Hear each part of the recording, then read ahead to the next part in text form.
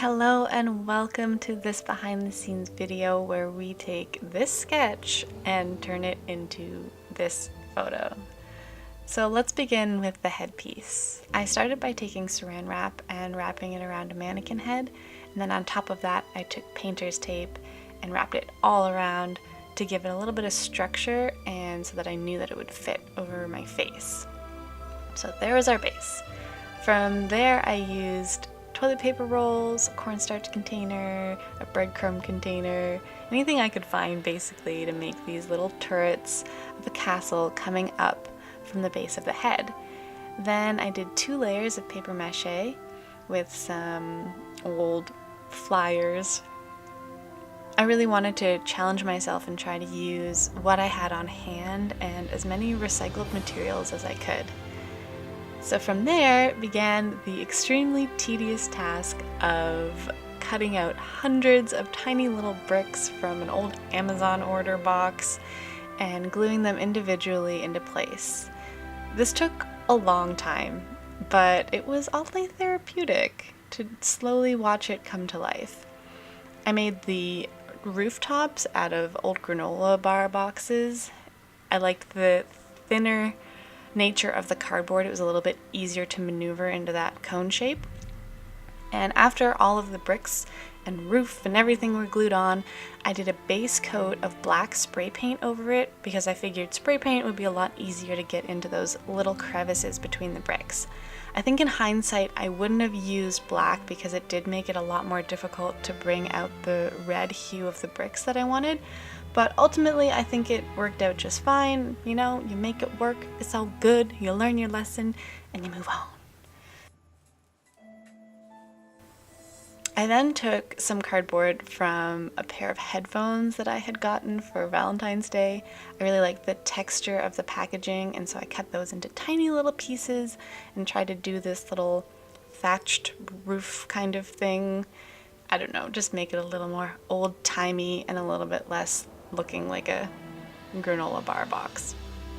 Then was my favorite part, which was adding little bits of moss and little bits of dried baby's breath to really give it this overgrown, aged look. The idea being that, you know, this castle had grown from this damsel's head and so much time had passed that everything was just completely overgrown. So I also had moss coming down all the way over the face, and I extended the head portion of the headpiece, again just using saran wrap, painter's tape, and some paper mache. And it worked out really well. I hemmed and hawed a little bit about where I wanted to shoot this. Ultimately I decided I really wanted to have a castle window. So I got some insulation foam that I ended up having to cut into little pieces to fit into my car. And this wasn't recycled, this I had to buy new.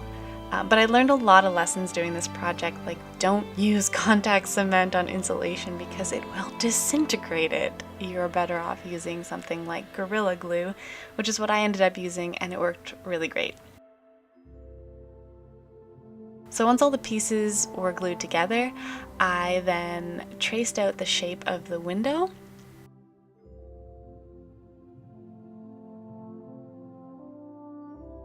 I wanted to have these little decorative bricks going around the outline of where the window opening would be.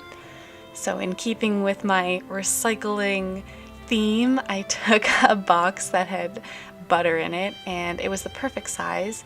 So I just traced it all the way around, and then about halfway through I realized I'm doing this on the wrong line, and I redid it. Again, lots of failure, lots of lessons, but we keep chugging forward. Then it was one of my favorite parts. It was time to really texturize this foam and make it really feel like stone instead of just foam. So for that, I used a Dremel to carve out all of the decorative bricks around the outline that I had just traced, and this worked really well.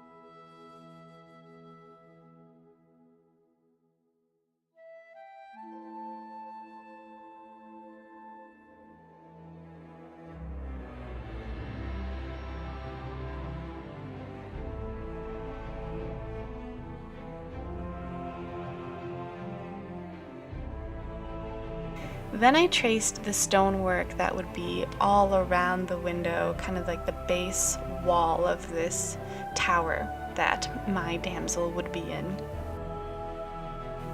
To get the mortar between these stones, I used a heat gun, which worked really well. It was very satisfying to watch it just kind of bubble and melt and have this really nice natural shape to it. I also used the heat gun in between the Dremel work that I had done just to help expand out that crevice a little bit more, make it look a little bit more natural. Also very satisfying to watch.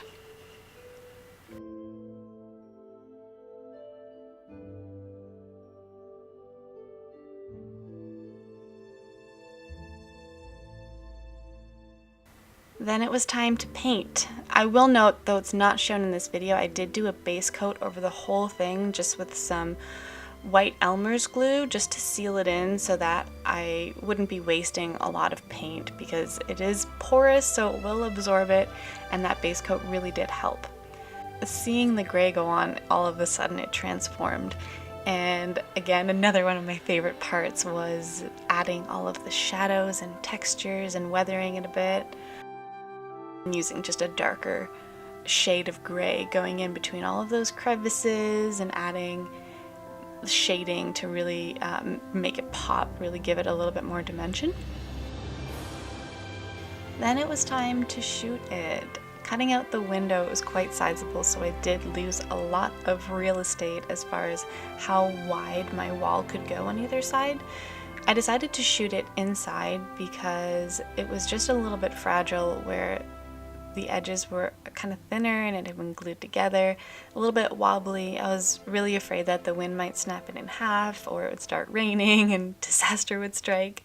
So I did shoot it inside my little garage studio and it worked out really well. I was able to simulate some natural light with just a light and an umbrella bouncing onto it, and then took it into Photoshop and expanded out that wall on either side.